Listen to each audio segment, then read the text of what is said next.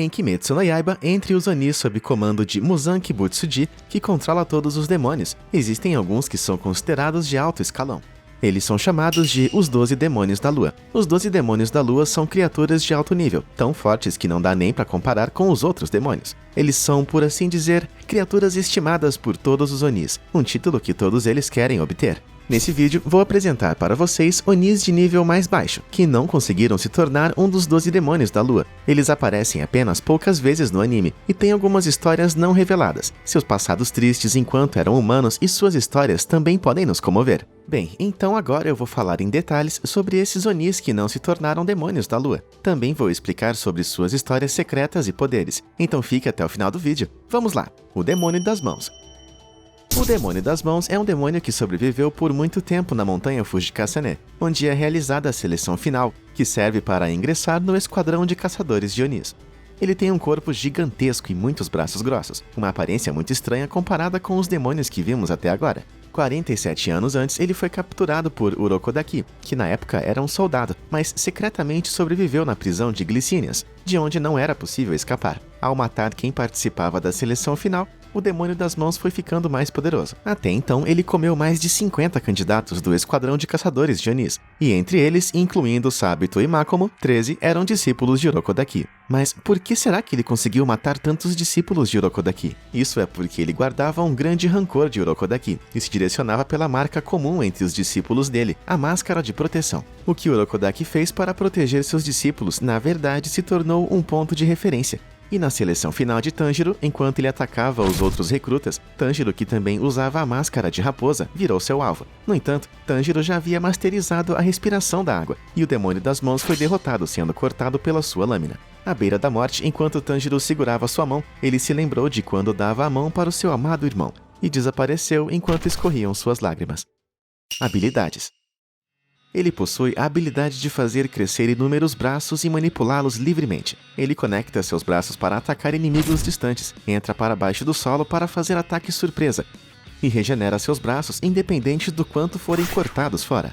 Ainda é confiante na dureza do seu corpo, seu ponto fraco. Sabito também não conseguiu cortar o seu pescoço e quebrou sua espada. Porém, depois foi descoberto que a lâmina havia sido gasta na batalha contra outros demônios. A propósito, o Demônio das Mãos não consegue usar os Kikijutsu, embora ele tenha sido um inimigo formidável para Tanjiro, que na época estava começando como espadachim. Pensando de forma geral, sua força está num nível inicial. Seu passado.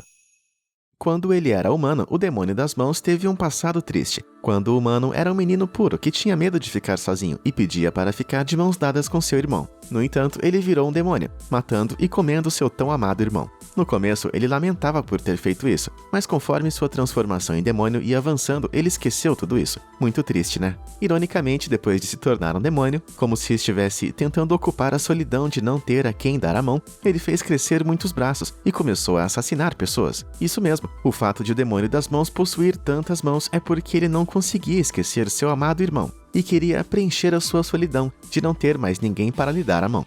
Mesmo que ele tenha esquecido as memórias de quando era humano, pensava mais ainda no seu irmão. Demônio do Pântano.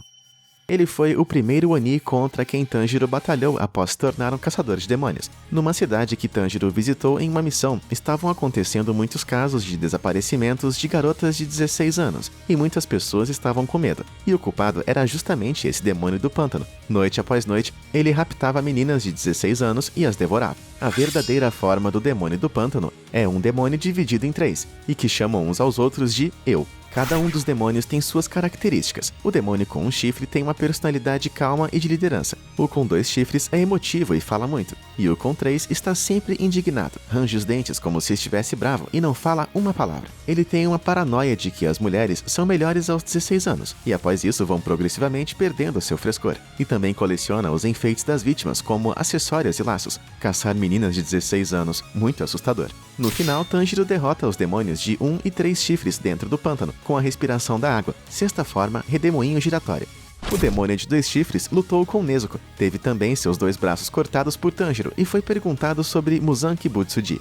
Porém, por conta do seu medo por Muzan, caiu em confusão, e Tanjiro o decapitou e o matou. Habilidades.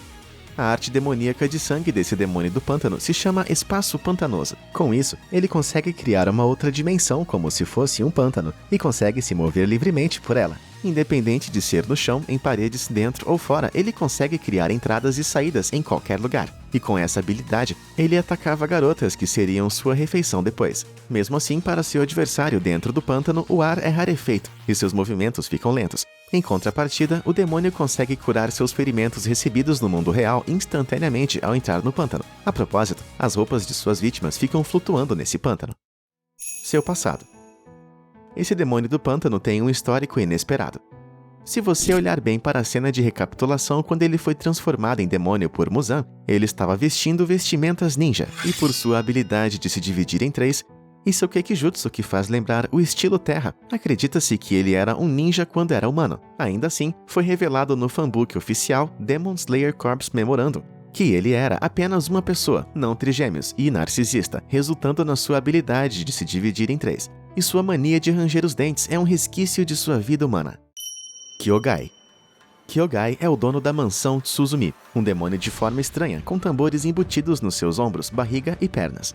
Ele teve sua aptidão reconhecida por Muzan Kibutsuji, e embora tenha se tornado parte do nível baixo dos 12 demônios da lua, seu corpo parou de aceitar carne humana e foi abandonado. Assim, foi removido de sua posição junto com a marca do ranking em seu olho. Kyogai tem uma personalidade sombria, nervosa e é muito orgulhoso. Também é muito chato com etiquetas, por exemplo, quando demônios entram na casa com sapatos, ao invés de pés descalços ou se escoram em outros demônios. Não importa como, mas Kyogai quer realmente voltar aos 12 demônios da lua. No entanto, sua desvantagem de não conseguir comer muitos humanos o incomoda. Então o que ele pensou foi comer pessoas de sangue raro. O sangue raro é um sangue mais saboroso do que o de humanos comuns, e também é característico por seus nutrientes. Então, ele procura humanos de sangue raro, e sem os comer na hora, leva eles para sua casa para atacá-los. Possui esse lado bem esperto e planejado também. É bizarro, né? Habilidades.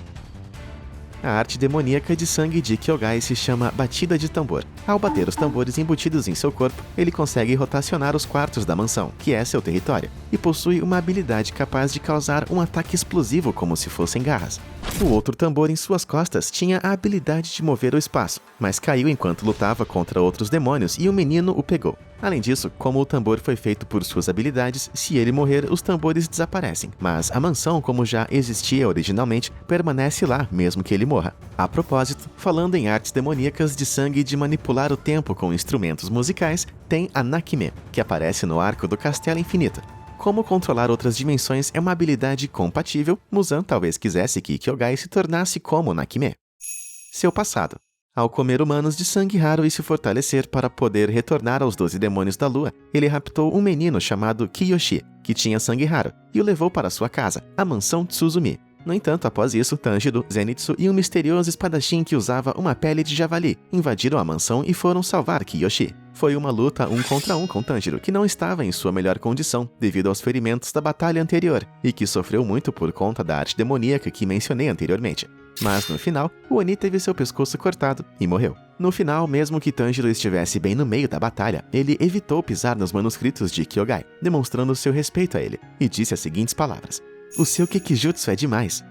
Por ter sido reconhecido por Tanjiro, Kyogai desapareceu enquanto chorava lágrimas de alegria. Parece que Kyogai era um escritor enquanto humano. Gostava principalmente de Satomi Hakenden e escrevia romances. No entanto, ele não era muito reconhecido pelas pessoas ao seu redor. Suas histórias são chatas. É tudo um lixo. No seu passado, assassinou um conhecido que o disse essas palavras e pisou em seus manuscritos. Mesmo sendo uma pessoa séria e que amava literatura, possui um passado triste de não ser reconhecido por ninguém. Porém, com as palavras e atitudes de Tanjiro, ele foi libertado de seu passado. Não é um lixo. Pelo menos para esse pirralho, não é algo a ser pisoteado. Tanto minha arte demoníaca como meus tambores foram reconhecidos. Pode ser que a razão pela qual Kyogai queira retornar aos 12 demônios da lua a todo custo é que ele queria ser reconhecido por Muzan. Susamaru. A jovem Oni que brinca de jogar bolas, Susamaru. Ela ri bastante e pode até parecer inocente, mas é cruel que nem os outros demônios, e se diverte com a destruição e carnificina que faz com suas bolas. Por ordem de Muzan Kibutsuji, ela torturou Tanjiro junto com Yahaba. Porém, Yahaba foi derrotado pela respiração da água, segunda forma, roda de água. Já Susamaru morreu pelo Kekijutsu de Tamayo, aroma mágico da luz do dia, e pela maldição de Muzan. O aroma mágico da luz do dia tem o efeito de fazer alguém confessar, e nesse estado, Tamayo difamou Muzan como um covarde, provocando Susamaru. Ela caiu completamente e disse: "Cala a boca! Quieta! ele não é um covarde. Ele é mais forte do que qualquer um. Kibutsuji-san é... E ao pronunciar o seu nome, a maldição se iniciou. Enquanto enchia os olhos de lágrimas, implorava perdão. Me perdoe, por favor. Mas sem sucesso. Começaram a nascer braços enormes na sua boca e barriga. Assim teve um fim atroz, sendo esmagada como carne moída. Habilidades. A arte demoníaca de sangue de Susamaru se chama Temari. Com essa habilidade, ela consegue replicar as bolas que carrega, criar inúmeras cópias e, com um poder avassalador, as chuta e arremessa para atacar seu inimigo. Esse poder é tão fora do comum que foi capaz de derrubar as paredes de um prédio, esmagar a cabeça de Yushiro em pedacinhos e revidar o chute da Nezuko. Além disso, por conseguir mudar livremente a trajetória das bolas com o Kekijutsu de Yahaba, seu incrível poder se combina com uma grande imprevisibilidade. A propósito, as bolas que foram feitas com seu Kekijutsu desaparecem se ela morrer, mas a original ficou ao lado de Tanjiro, junto ao seu cadáver, após a sua morte. Ainda, Susamaru disse que fazia parte dos 12 demônios da lua, mas isso não passou de uma mentira, inventada por Muzan, já que não tinha nenhum número para comprovar o seu ranking. Se ela tivesse derrotado Tanjiro, poderia até ter conseguido entrar nas duas inferiores. Tamayo, logo após descobrir que ela e Yahaba não eram dos 12 demônios da lua, disse: "Vocês são muito fracos." Seu passado. No final, por conta da maldição de Muzan, nasceram mãos gigantes na sua boca e barriga e seu corpo foi esmagado como carne moída. À beira da morte, enquanto procurava sua bola, Tanjiro a pegou e colocou próximo ao cadáver, que disse: "Vamos brincar?" Com uma voz de criança, desapareceu com o sol da manhã. A Temari é uma bola que era muito usada como brinquedo antigamente por crianças japonesas. A partir disso, acredita-se que quando era humano, era uma menina que adorava brincar com Temaris. De fato, ela é um Oni que matou muitas pessoas, mas pensar nesse passado é bastante doloroso, né? Também, no fanbook oficial Demon Slayer Corps Memorandum, foi revelado que a bola havia sido comprada por seu pai. Por conta disso também, dá pra ver como as Temaris eram especiais. A propósito, no anime foi mostrado um Kekijutsu extraordinário, que é a combinação de muitos arremessos e a manipulação de vetores. Porém, nas fofocas da Era Taisho, no fim do episódio 9 do anime, foi revelado que o ataque na casa de Tamayo foi o primeiro encontro dela com Yahaba. Parece que antes do ataque eles conversaram e viraram amigos. Yahaba, um jovem demônio cego com olhos fechados e um rosário no pescoço. Na palma das mãos ele tem um olho com flechas na pupila, e com esses olhos ele consegue enxergar muitas coisas. Por ordem de Muzan Kibutsuji, ele detectou as pegadas de Tanjiro e encontrou a casa de Tamayo, que estava escondida pelo Kekijutsu de Yushiro. Então começou o ataque. No começo, ele ficou zombando Tanjiro, manipulando a trajetória das bolas de Susamaru. Mas quando Nezuko começou a lutar contra Susamaru, ele foi atrás de Tanjiro para uma batalha 1 contra 1. Tanjiro, que ganhou emprestado a visão de Yushiro, não conseguia se adaptar corretamente à técnica de Yahaba no começo da luta, mas eventualmente conseguiu utilizá-la contra seu adversário, e assim, imediatamente conseguiu encurtar a distância até Yahaba, e com seu poder, o decapitou. Habilidades. O Kekijutsu de Yahaba se chama Flecha Kosetsu, com uma flecha vermelha que surge ao abrir e fechar o olho que tem na palma da sua mão. Essa habilidade o permite manipular livremente os vetores de todos os objetos. Além disso, ele consegue identificar o dono de pegadas deixadas no chão, o número de pessoas, seus pertences e seu destino, ou seja, possui muitas aplicações para serem usadas em uma perseguição. Quando combinado com o Kekijutsu de Susamaru, Yahaba se torna capaz de mudar a trajetória das bolas, fazer Tanjiro perder o equilíbrio, voar muito alto, deslocar a direção da lâmina Nichirin e começar um ataque muito difícil de lidar. Além disso, as próprias flechas são muito inconvenientes, pois não podem ser cortadas por uma lâmina Nichirin. Ainda assim, por serem impossíveis de perceber pela visão ou pelo cheiro, se não houver ajuda do Kekijutsu de Yushiro, é impossível detectá-las. No entanto, não quer dizer que ele não tenha nenhuma fraqueza. O choque pode ser anulado com um golpe na ponta da direção da flecha, e você pode enganar a flecha se movendo na mesma direção que ela. Seu passado. No anime, o passado de Yahaba não é retratado, mas no fanbook oficial Demon Slayer Corps Memorandum é revelado que quando era humano, tinha uma neura doentia por limpeza. Ah, outra coisa, ele não é cego porque tem os olhos nas mãos. Seus olhos enxergam, porém os das mãos têm uma habilidade melhor do que o do rosto, por isso não são usados. Oficialmente não tem nenhuma informação além dessas, e ainda tem muitos mistérios por trás de Yahaba. Na sua vida como humano, ele também deve ter tido um passado triste, assim como os outros Onis. Resumo.